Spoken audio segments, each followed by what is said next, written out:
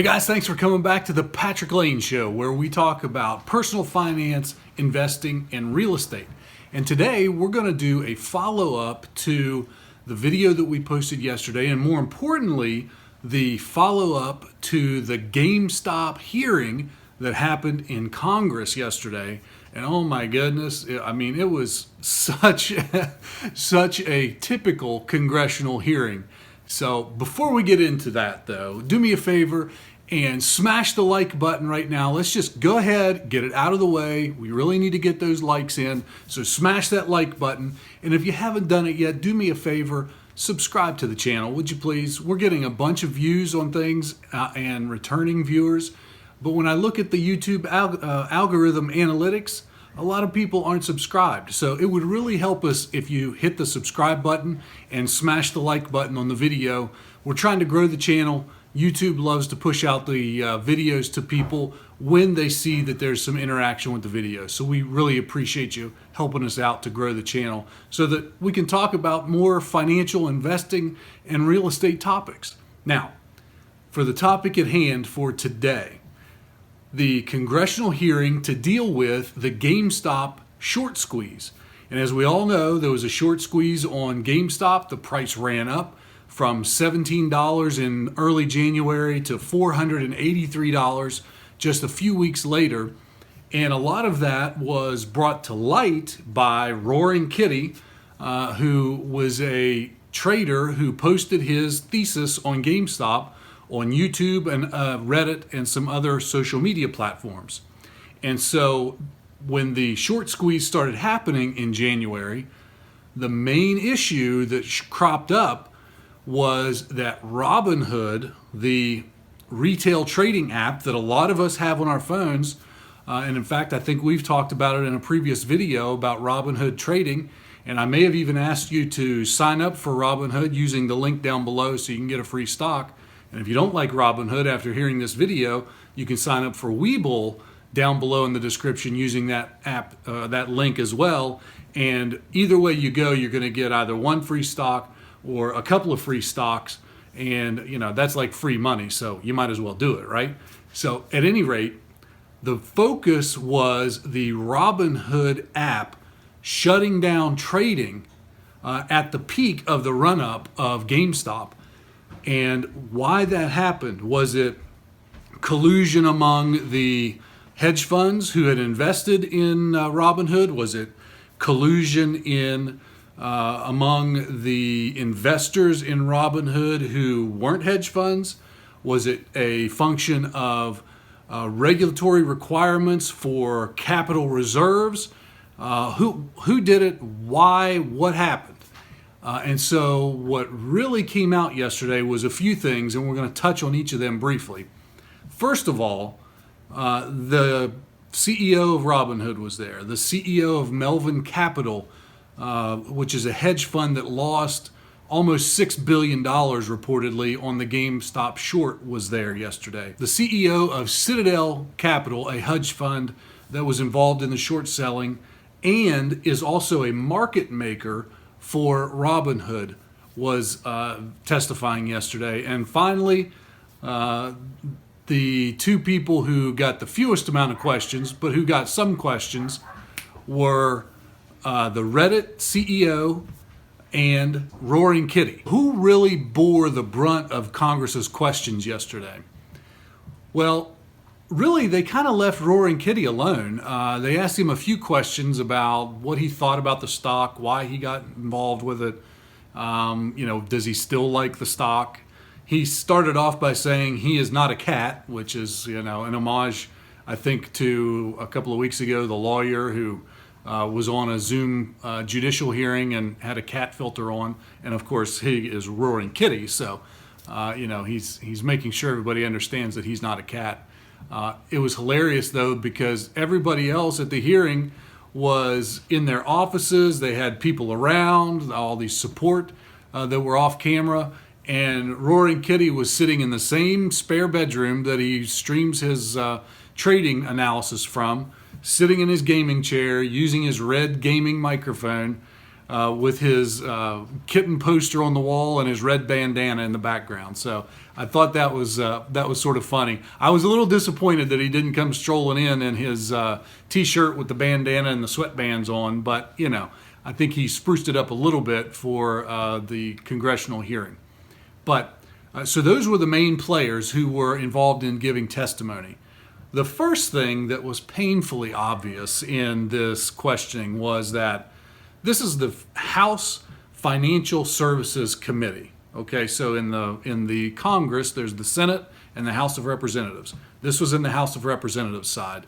This is the committee that is charged with regulating all of the financial transactions in the United States. So everything, all the trading, all the options, all the commodities, all of that is heavily regulated, and this is the committee that looks at all those things, generates the legislation, and puts those rules and regulations into place after they've worked their way through the congressional process and are signed by the president.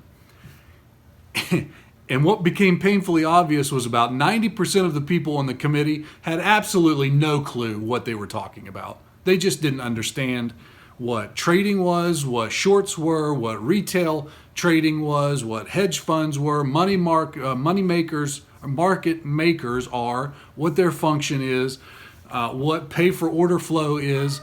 None of these things, it seemed like, were within the knowledge sphere of the people on the committee. They just didn't have a clue.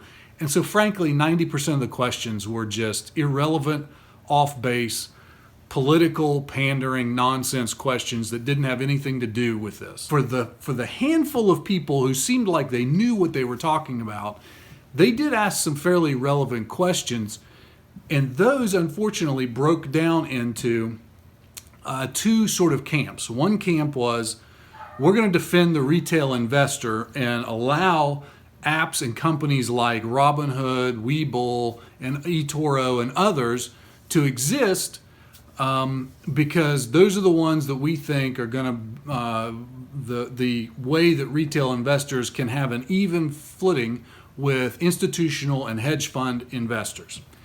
And that camp wanted to see more education, more access, more knowledge, and also sort of a hands-off regulatory approach to allow retail investors like us to really maintain control and make decisions for ourselves of what we wanted to do.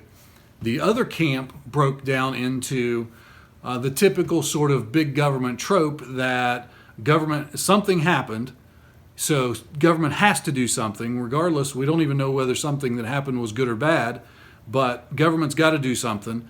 And because government has to do something, and government's going to be bigger because somebody's got to pay for it doing something, we're going to have to raise taxes on everybody who trades stocks.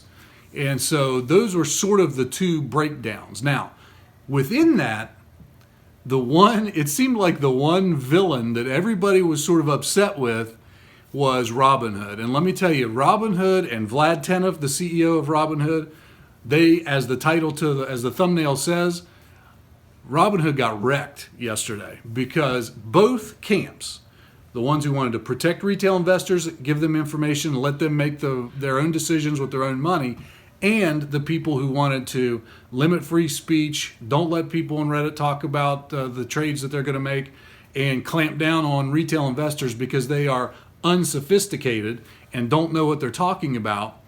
Both of those groups thought in this situation that Robinhood was the bad guy because they had to stop trading. They didn't allow for people to trade as much GameStop as they wanted to. If you remember, you were allowed to sell GameStop for a while, but you could not buy GameStop. And the problem with that was that artificially deflated the price of the stock because people who wanted to buy it as a long-term investment couldn't get in. And so when you look at some of the questions that Robinhood's CEO got, the one I think that was the most important was about the capital requirements and how that played into them stopping the trading. And one of the things that got fleshed out was the Dodd-Frank law from a few years ago actually increased the capital requirements for brokerages because they've got to keep a certain amount of capital to cover when we buy a stock, it doesn't actually get settled and put in our name for 2 days. It has to go through this clearinghouse process, which is old school and is probably going to be replaced by a blockchain system or an immediate settlement system before too long. We just have to let the regulators catch up with the technology. But what happens is, in that 2-day period, the brokerage, Robinhood in this case, has to have enough money, enough capital to cover all of the orders that they are placing on behalf of you and me when we trade, when we buy GameStop or whatever we buy on the Robinhood phone app. So because they are required to have a certain amount of capital, based on their order volume, at points they did not have that capital. Now, all along, Vlad, the CEO, has said, we were fully capitalized, we didn't have any problems, we were okay. We just went out and got more money from investors in order to make sure going into the future that we had that cushion. But what came out under questioning was, at the time when the request for additional capital came in, it was 5 o'clock in the morning, and Vlad finally admitted that if they were required to post that $3 billion in additional capital to cover all of those trades, they simply did not have it. All time, sir. At that exact moment, did you have the liquidity for $3 billion? 5:11 a.m. At that moment, we would not have been able to post the $3 billion in collateral. Now, that is a pretty shocking thing to reveal, because if they weren't able to cover those for that day and they didn't have the capital to cover it, the entire Robinhood business would have been shut down, and potentially all of their assets, including the assets that we hold, that Robinhood holds for us, would have been subject to some sort of a liquidation. Now, the likelihood is that we would have received our money back, our stocks back, but that's a dangerous path to tread on. The other thing that was very, very bad for Robinhood was he talked endlessly about how much education they provide, how much they want people to know more and more and more about how to trade, what to trade, learning about trading, how the stocks work, and all of those sorts of things to make good decisions, which is great. But then the question was, well, what happens if we get into a situation as a retail trader on the phone app and we really don't know and we want to talk to Robinhood?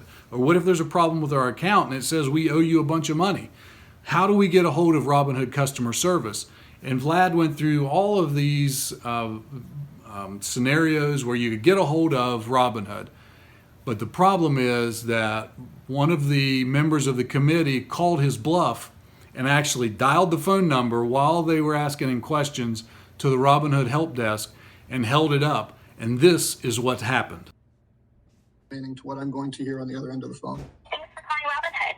Please visit us at Robinhood.com or on our app for support. If you have an urgent trading need, please make sure to include details of your order when reaching out. Thanks and have a great day. So you can see there that was not good from Robinhood's standpoint. So I don't know if there's going to be legislation around providing a live answer to a help desk for these online retail brokerages or not, or if Robinhood is just going to go out and take care of that problem on their own. But that was not a good look for Robinhood, right there, live broadcast across the country. So the real problem yesterday was that Robinhood did not have the answers for some of the most important questions. I mean, I think they did a good job of explaining between Robinhood, Melvin, Citadel, how they work together or how their arrangement works. And, between Citadel and Robinhood is the pay for order flow arrangement. A lot of people were trying to make hay out of that, political hay out of that being some sort of an incestuous relationship, that Citadel only makes money when retail traders lose money. But I think if you really look at how those things work, that is what really allows us as retail traders to pay a zero commission. When you open up your phone and you hit trade, you don't have to actually pay Robinhood anything to trade, or WeBull or eToro, the other free ones. And the reason for that is that they make money off of other services. And one of those is that when the order flow goes to the market maker, in this case Citadel, which controls, I think under their testimony they said they have about 40% of all retail trading goes through them, then they pay for that order flow. So that's how Robinhood makes a lot of its revenue, is from Citadel and market makers that they sell the order flow to. So without that, we would have to pay, and it would be more expensive for retail individual investors like us to get involved and buy one stock or a half a share of Tesla or whatever we can afford to do. The other thing that I found interesting was that the Financial Services Committee, there were a lot of people on that committee who were committed to, it seemed like, using this as an excuse to impose a financial transactions tax, which is quite simply just a tax every time you trade. So if you buy or sell a stock, then you're going to have to pay a tax on buying and selling that stock. And quite frankly, I don't, without getting into a policy debate, I don't see how taxing somebody who is trying to invest for their future, to build wealth, to make sure they're financially independent so that they can live the kind of life they want to, is going to help people who want to grow wealth and be financially independent. It just doesn't make any sense. But, sometimes when you're a hammer, everything you see is a nail. So that's sort of what happened on some of those questions yesterday. So I think in the end, what we've learned yesterday is not a lot. We learned a little bit about how the order flow process works. We learned a little bit about, how Melvin Capital was invested and how they covered their shorts. We learned a lot about Robinhood's capital shortfalls and the problems that they were having. That was new, and I think that's very big. But other than that, we didn't really learn too much. But the takeaway is that Vlad and Robinhood were grilled hard yesterday by all sides, whether they liked Robinhood or didn't like Robinhood, whether they thought that individual investors should be in charge of their money or they didn't think individual investors should be in charge of the money. They all grilled Robinhood from different angles, whether it was the education piece, the customer service piece, the order flow for payment, or the just shutting down the service, which I think is the thing that concerned most of them the most. So that's what we've learned. That's what we found out. There's going to be more hearings about this, I promise, and we're going to touch base on those when they happen. But, this is one of those things that's up in the air, and it seemed like Congress didn't really have a handle on the issue, and I'm not sure they got any more of a handle on the issue after 5.5 hours of testimony yesterday. So we'll see what happens. That's it. Thank you very much. We appreciate it. Do me a favor, smash the like button if you found this entertaining or educational. Click that subscribe button so we can grow the channel, and we will see you on the next video.